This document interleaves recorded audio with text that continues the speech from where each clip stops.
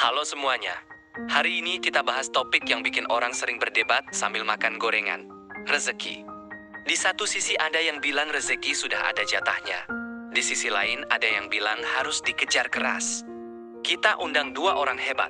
Dari sisi agama ada Pak Ustadz. Dan dari sisi logika dan pemikiran ada Pak Filosof. Mari kita mulai. Giliran Pak Ustadz. Pak Ustadz. Assalamualaikum warahmatullahi wabarakatuh. Begini logikanya sederhana saja.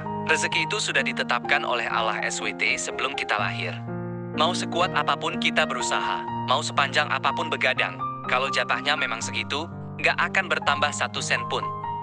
Ibaratnya begini, rezeki itu seperti air yang ditampung di dalam gelas. Kalau gelasnya ukuran 200 ml, kamu isi sampai tumpah. Airnya yang lebih itu nggak akan bertahan lama. Bagian yang berlebih itu akan hilang lewat jalan yang tidak disangka-sangka. Bisa kena penyakit, barang rusak, harta hilang dicuri maling, atau bahkan dipakai buat hal yang tidak bermanfaat.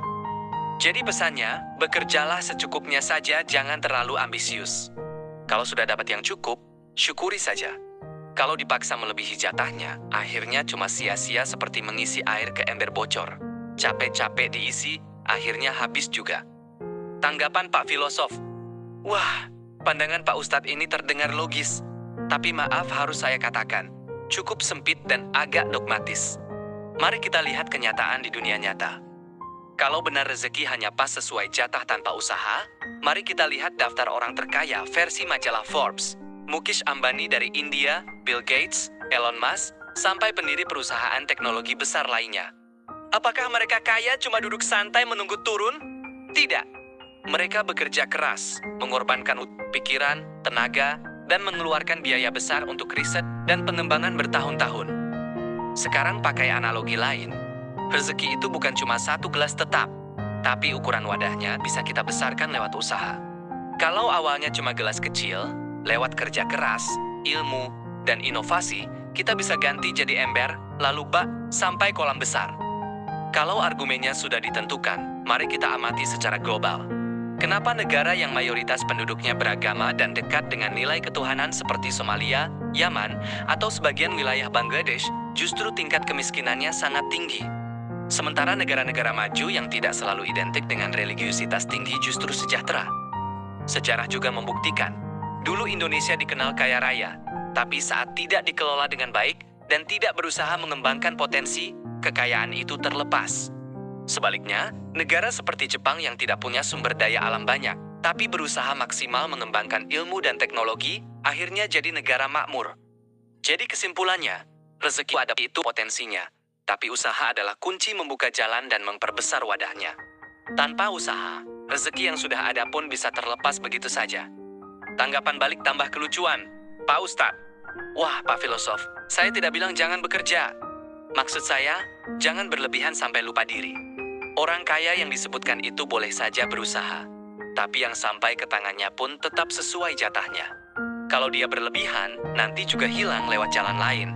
Lihat saja banyak pengusaha yang dulu kaya raya, sekarang bangkrut. Itu tanda jatahnya sudah habis. Pak Filosof.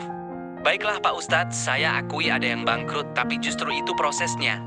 Kalau jatahnya tetap segitu, kenapa ada yang bisa bangkit lagi dari kebangkrutan dan jadi lebih kaya dari sebelumnya? Apakah jatahnya bertambah karena dia berusaha lagi? Atau gelasnya tadi diperbesar sendiri? Mister Nyeleneh. Waduh, debatnya makin seru nih. Kalau begini, kesimpulannya yang benar yang mana? Biar tidak bingung, saya kasih versi saya. Berusahalah sekuat tenaga, tapi jangan lupa bersyukur dan pasrahkan hasilnya. Kalau sudah berusaha keras tapi hasilnya pas-pasan, ya terima saja. Kalau dapat lebih, ya syukuri dan dijaga baik-baik biar tidak tumpah, seperti kata Pak Ustadz tadi.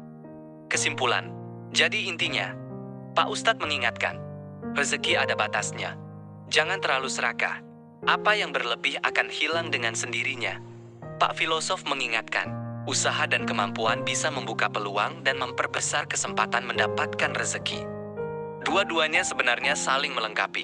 Berusaha semaksimal mungkin, lalu serahkan hasilnya kepada yang menentukan. Jangan malas, tapi jangan sampai kerja keras itu bikin lupa bersyukur juga.